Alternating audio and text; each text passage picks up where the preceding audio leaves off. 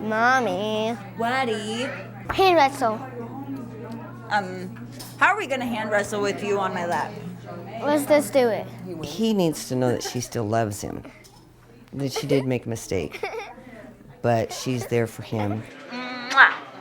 Families really are the cornerstone of modeling pro-social behavior. I think families can hold family members accountable in ways that systems can't. Hi, Mommy.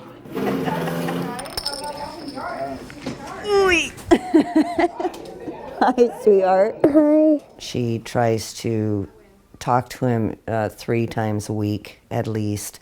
The visitations, talk to him about his homework so that he knows that she's still there, that he didn't get abandoned. He lights up when he sees his son, like, Big smile, and I mean, gives happy. him a big hug.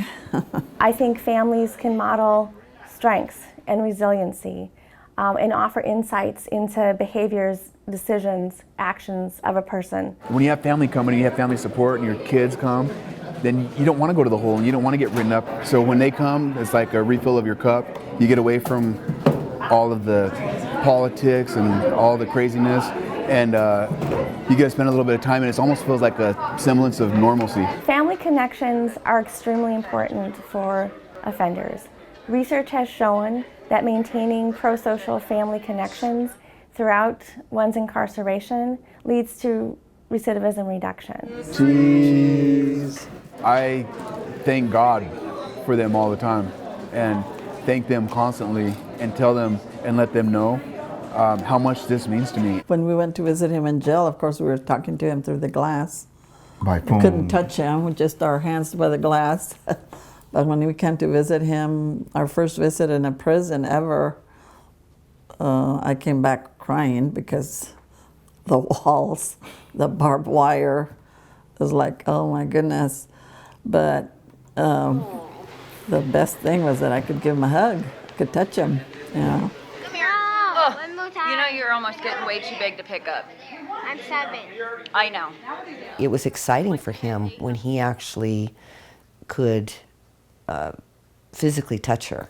You know, he literally just ran and jumped in her arms because it was not a piece of glass separating them and just talk.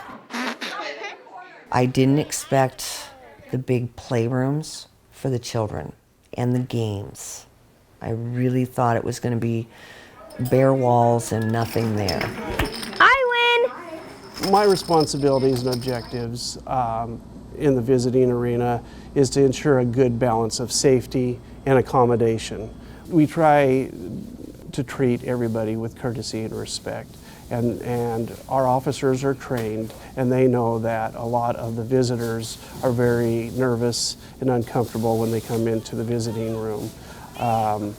So just the fact that we know that helps us in understanding what the visitors are going through. The misconception is that if you have somebody incarcerated in the system, then the entire family's bad. Will I go into this to go visit my loved one and be surrounded by all these bad elements? Well, that's not true. There's people from all walks of life. I've met doctors, lawyers, retired police officers, nurses, a couple priests. The families are not bad people. They're actually good people there to support their loved one that got into trouble and hopefully are learning how to change their lives around. He'll send me letters like this. And I know it's super hard to even sit down and write a letter, but I still have the first letter and picture he sent me, you know. He drew me a little picture with me and him walking our dog, and then I counted how many times he wrote love, dad on there, and dad, and he wrote it. There's 10 times. I still have it. Even though he was mad at me at the time, you know, because I came to prison, he still loved his dad. And so then I still had that little bit of hope that, you know what, it's still going to be okay, and I'm still going to be able to have that relationship with them. The Department of Corrections offers many ways to stay engaged with an incarcerated family member. In addition to traditional visits and correspondence, family-centered events take place at all 12 prisons, and qualifying offenders can participate in extended family visits, or EFVs. At an EFV, he gets dad time. It's just me and him. So there's 2 rooms. My parents have a room, then we have a room, and we get to actually just kick back, and he can ask me questions, and then, stuff that you would ask your dad. It's like staying in a motel room. There's board games, TV, bedrooms, bathroom, kitchen. You can even go outside and grill steaks and stuff.